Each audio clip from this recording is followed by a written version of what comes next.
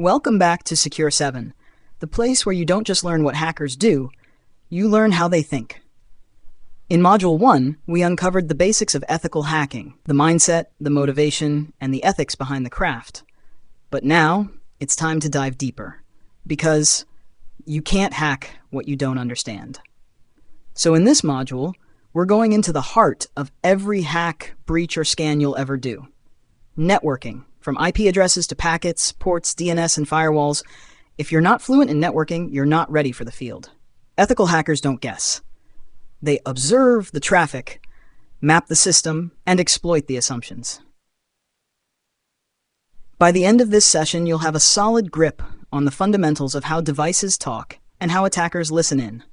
So stay sharp. This is where the real skills begin.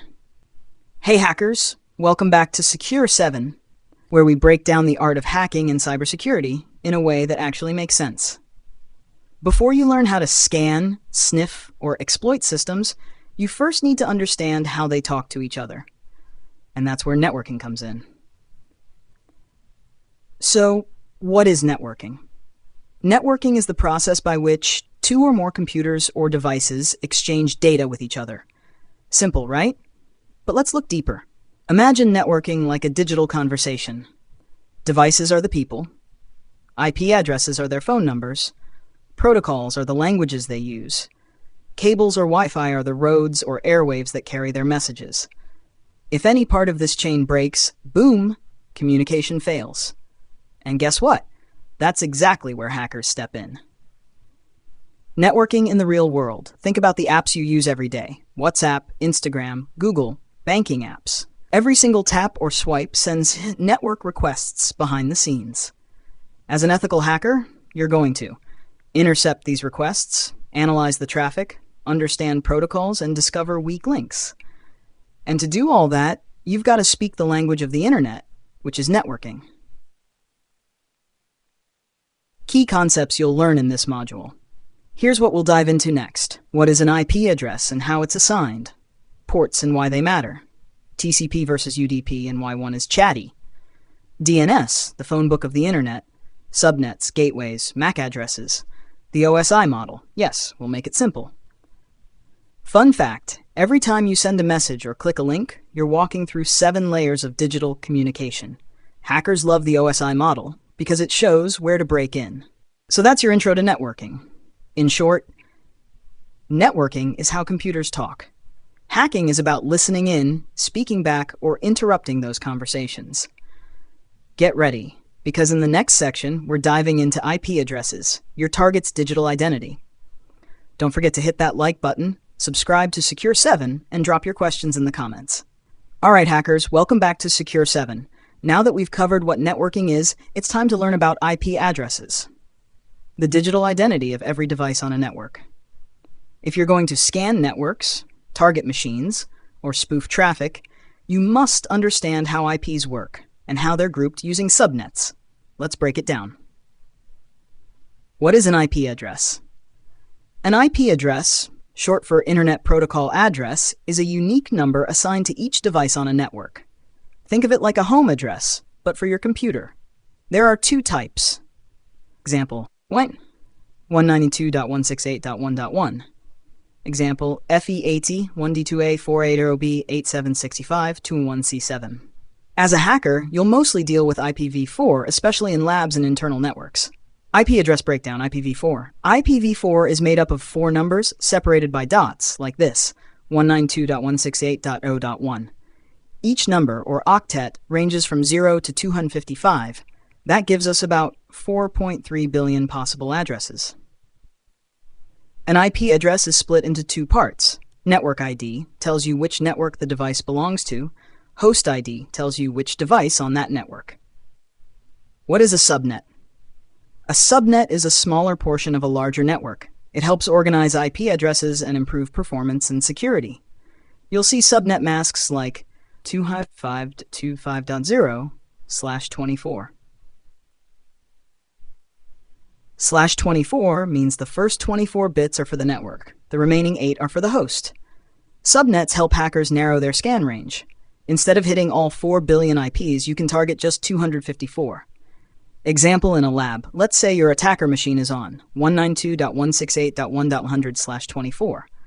That means you're in the 192.168.1.0 network. You can scan 192.1.1 to 192.168.1.254. This is why understanding subnets equals scanning smarter. Hacker use case. Ethical hackers use IP and subnet knowledge to run Nmap scans effectively, avoid triggering firewalls, discover hidden systems in a range, conduct network enumeration. You can even spoof your IP to trick defenses, but more on that in advanced modules. Tools you'll use. Some key tools you'll use for IP and subnet work. IPAddr, ifconfig, to check your IP. Nmap, to scan subnet ranges. Ping, netstat, traceroute, for basic recon. Subnetcalc, calculate IP ranges.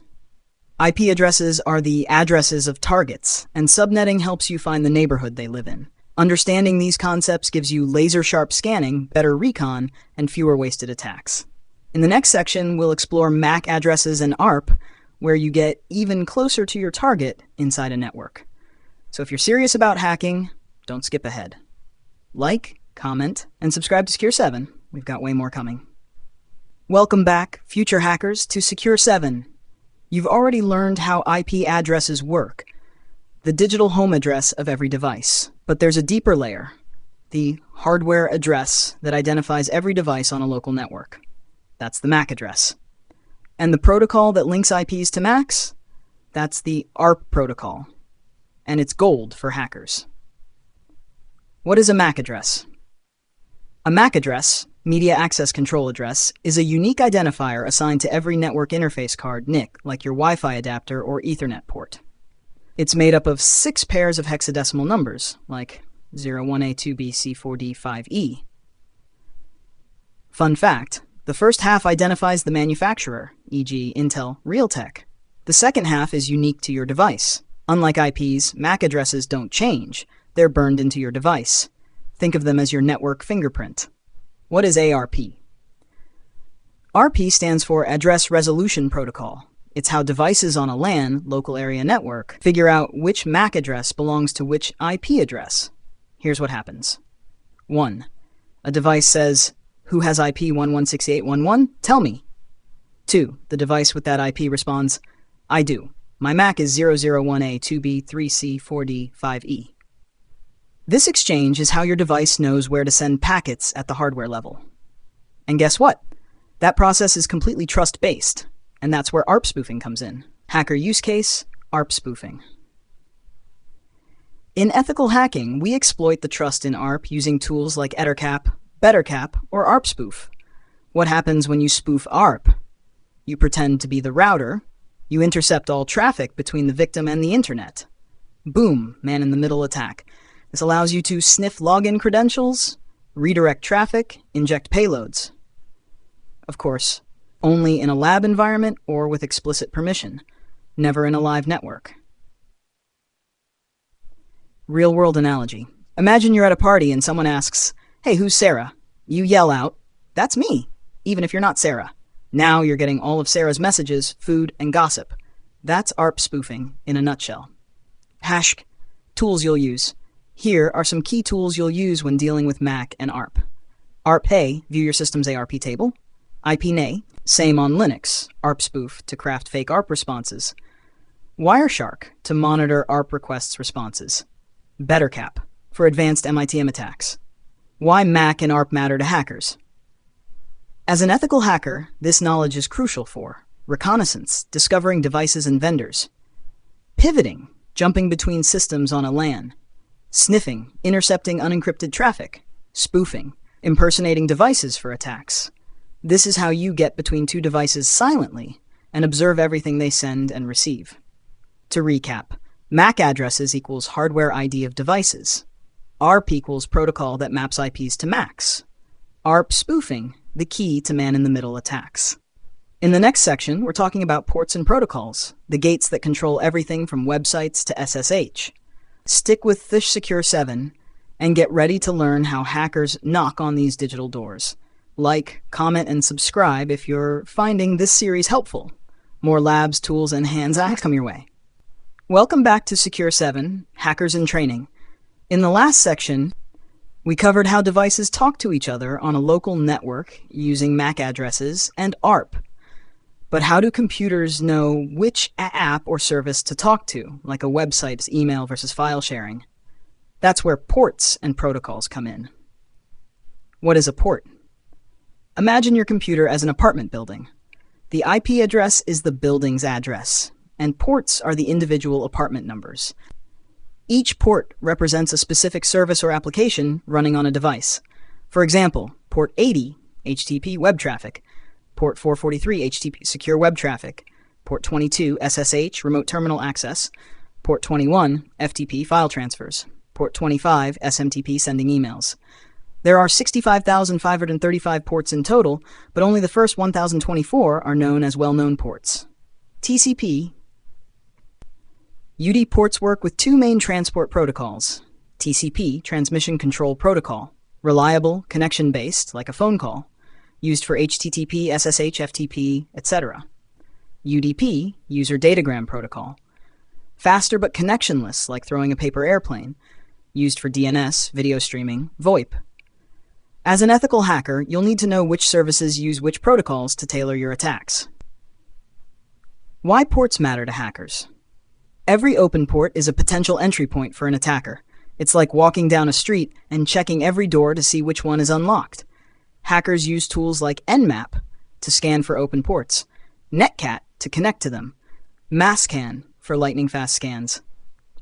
Once you find an open port, you can identify the service behind it, look for known vulnerabilities, try default credentials, attempt exploitation, chaptation. Example. HTTP on port 80. Say you scan a target and find port 80 open. That's probably a website. You can visit it directly in a browser, use tools like Nikto or Derb to scan for hidden paths, check the HTTP headers for useful info.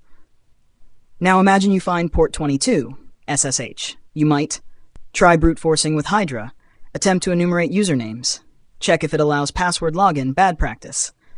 This is how ethical hackers map attack surfaces. Common ports you must know: port, protocol, use, 2021, FTP, file transfers, 22, SSH, secure shell, remote access, 23, telnet, remote login, 25, SMTP, sending email, DNS, resolving domain names, HTTP, web, and 10, POP3, email retrieval, 139.445, SMB, Windows file sharing, 404 HTTPS, Secure Web, 3306, MySQL, database access. Memorizing these will massively improve your recon skills. Lab tip. In your virtual lab, run this command to see open ports on your machine. Bash sudo netstat tulin, or scan your target VM using bash nmap-sv 192.168.1.105. You'll instantly see which services are running and on which ports. To recap, ports equals entry points for services. TCP equals reliable, UDP equals fast. Open ports equals potential attack vectors. Scan equals first step in ethical hacking. In the next section, we'll dive into firewalls and network segmentation, the barriers you'll face, and how hackers map and sometimes bypass them. So stay tuned, stay sharp, and if you haven't yet, subscribe to Secure 7 and drop a like if you're learning something new. Welcome back, cyber explorers, to Secure 7. You've seen how devices talk over a network using IPs, MACs, and ports. But what's stopping an attacker from scanning everything and breaking in? That's where firewalls and network segmentation come into play. The first real barriers that stand between you and a vulnerable target. What is a firewall? A firewall is a system that controls incoming and outgoing network traffic. It works like a security guard that checks every packet and decides, should I allow this or block it? There are three main types of firewalls. 1. Packet filtering firewall, checks basic info, IP, port, protocol. 2. Stateful firewall, tracks entire connection sessions. 3. Next-gen firewall, NGFW, deep packet inspection, intrusion prevention, malware detection.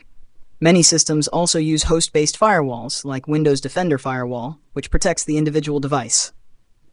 Why firewalls matter in hacking. From a hacker's POV, firewalls are obstacles you must detect, understand, work around, ethically, of course. Here's what firewalls can do. Block specific ports, e.g. SSH on port 22. Drop suspicious traffic like a port scan. Restrict access to only trusted IP addresses. Detect abnormal behavior, like brute force attempts. Knowing how firewalls behave helps you avoid detection and tailor your scans accordingly. Real-world analogy. Imagine you're trying to enter a nightclub. The bouncer at the door checks your ID IP address, sees what you're wearing, protocol, asks what you're here for, port service. Might even remember if you caused trouble before, stateful inspection. If you don't meet the requirements, you're not getting in. Same with firewalls. They enforce the rules of who gets access and who doesn't. What is network segmentation?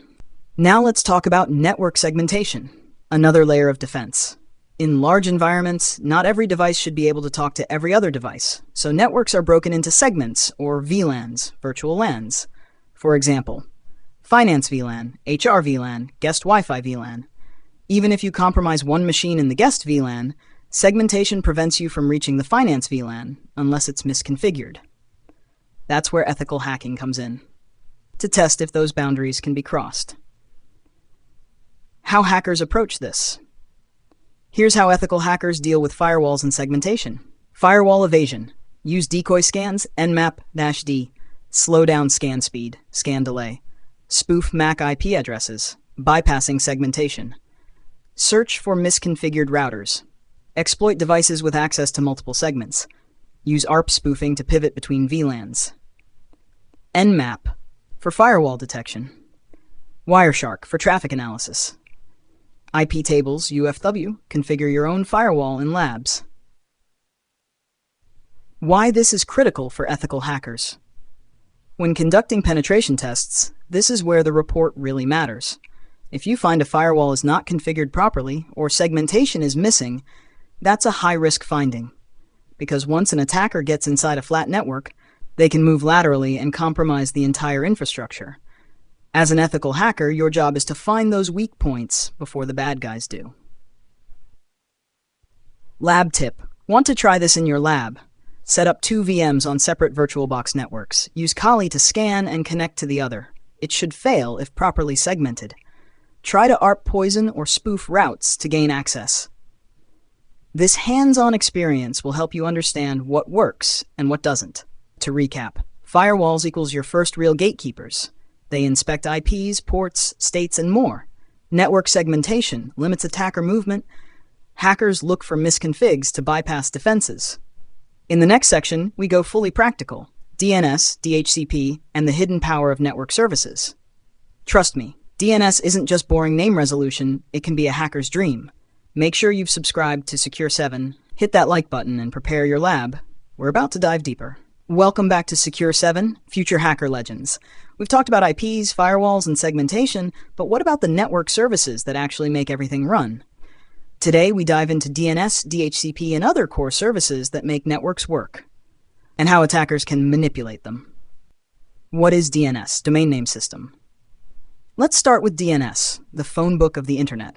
Every time you type google.com, DNS translates it into an IP address like 142.25.19.68.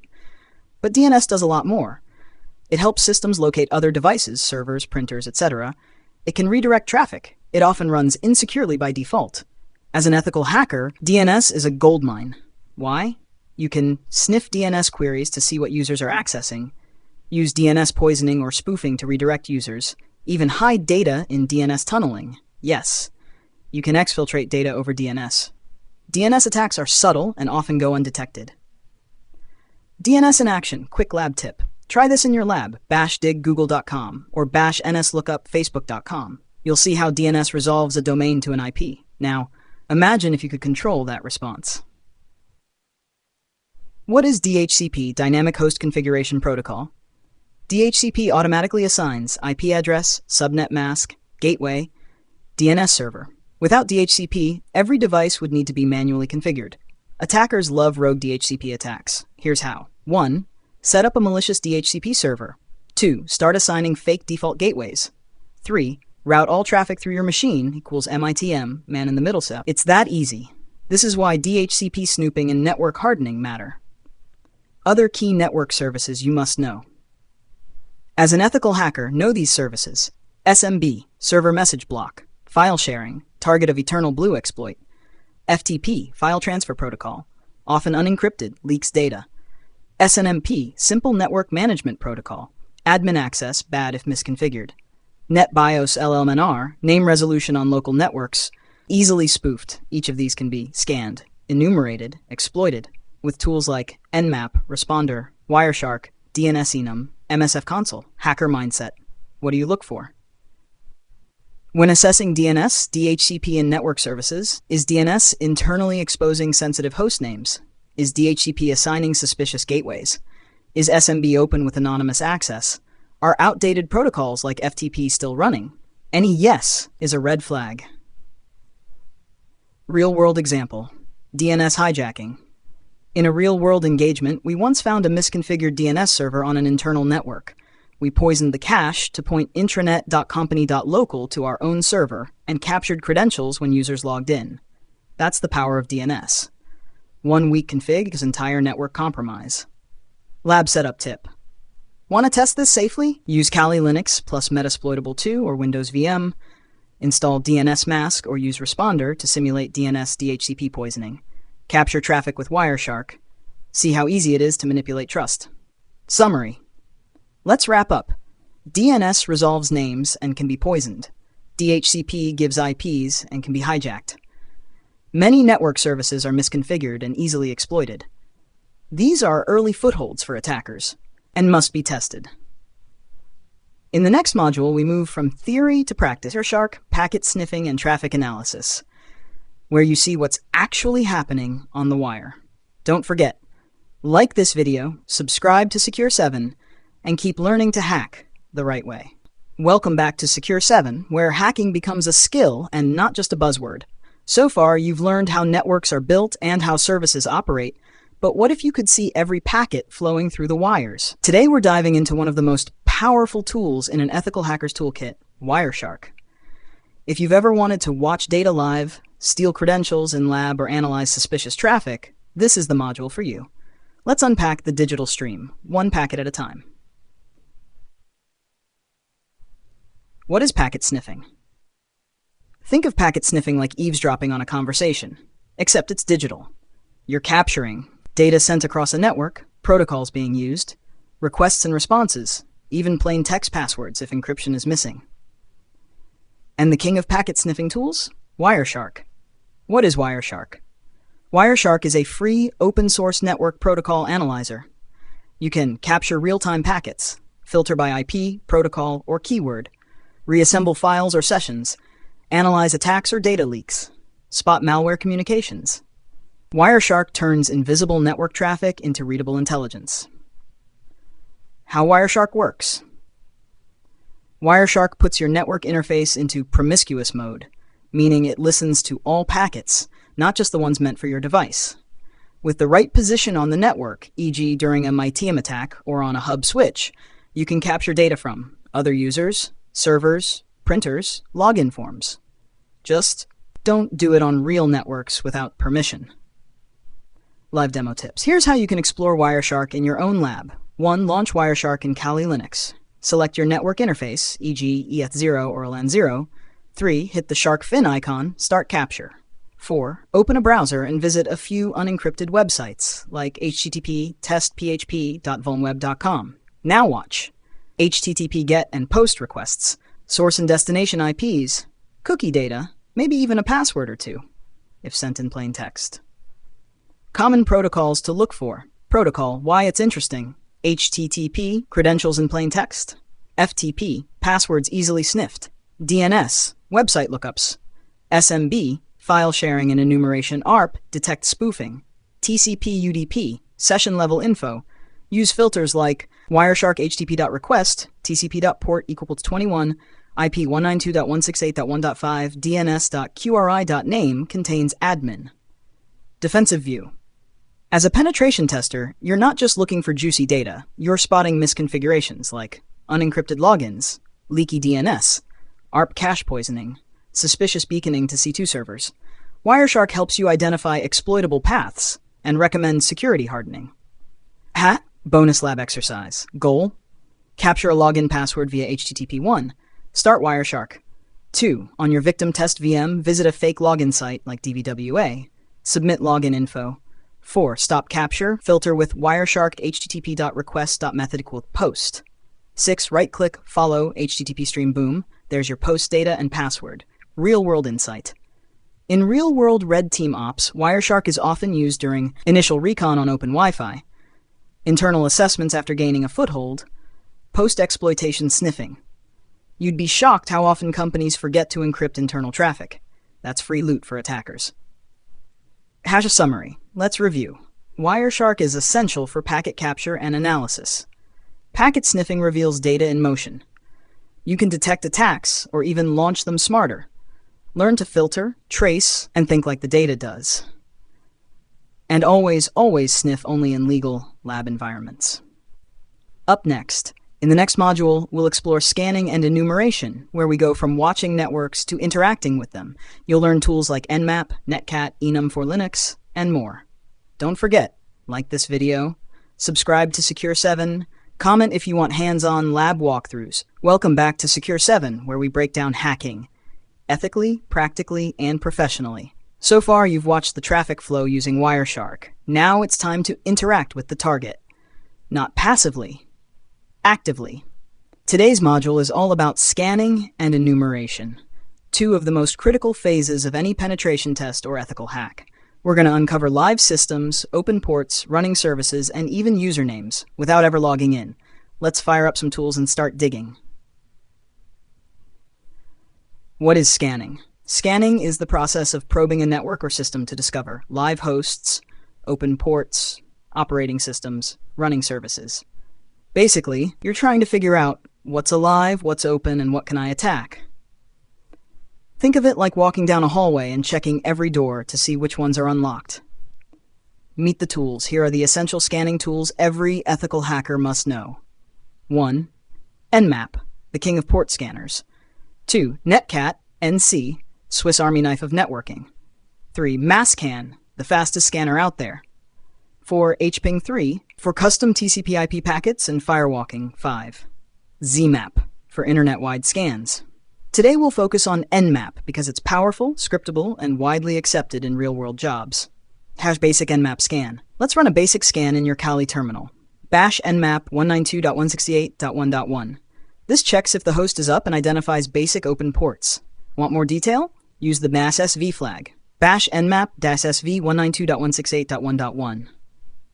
This shows the services and versions running on each port, like SSH 7.4, Apache 2.429, MySQL 5.7, and if you want to run a full aggressive scan, bash nmap a 192.168.1.1. That gives you OS detection, trace route, script scanning, all in one go.